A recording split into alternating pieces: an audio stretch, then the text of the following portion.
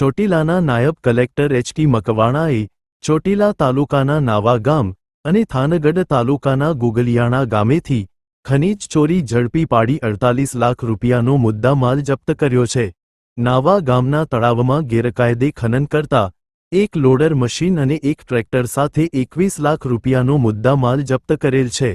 આ ગેરકાયદે ખનન અંગે ગામના સરપંચ લાભુભાઈ દેવાભાઈ અઘારાનું નામ સામે આવેલ છે, જ્યારે વાહન માલિકોમાં કનુભાઈ ખીમાભાઈ વાઘરોડિયા અને દેવાભાઈ ગાંડાભાઈ અઘારાના નામ સામે આવેલ છે।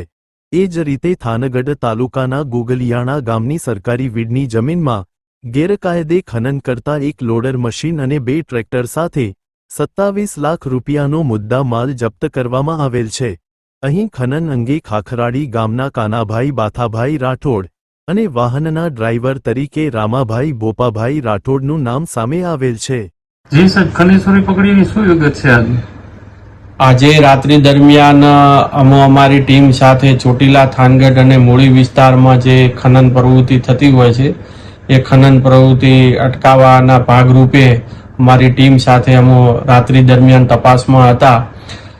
તે દરમિયાન આજે કુલ 2 રેડ છે, એ 2 રેડ સફળ થઈ છે, જેમાં પ્રથમ રેડ છે એ સવારે 6 થી 7ના ગાળાની અંદર ચોટીલા તાલુકાના નાવા ગામે સરકારી સર્વે નંબરની અંદર ખનન કરાવતા સરપંચ લાભુભાઈ દેવાભાઈ અઘારા ત્યાંથી એક લોડર મશીન અને એક ટ્રેક્ટર ટ્રોલી સાથે 21 લાખનો મુદ્દામાલ જપ્ત કરવામાં આવેલ છે।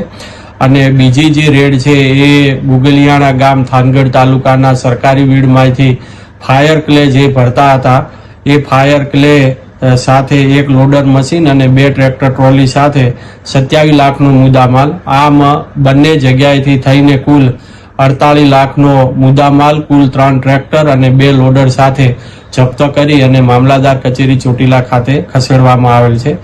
આ જે ગુગલિયાણા ગામે જે ખનન કરાવનાર, વાહન કરાવનાર કાનાભાઈ બાથાભાઈ રાઠોડ રહે ખાખરાળી તાલુકો થાનગઢ છે, આ તમામે ઈસમોને આઈડેન્ટિફાઈ કરવામાં આવેલ છે અને આ બંને ઈસમો સામે કાયદેસરની કાર્યવાહી હાથ ધરેલ છે।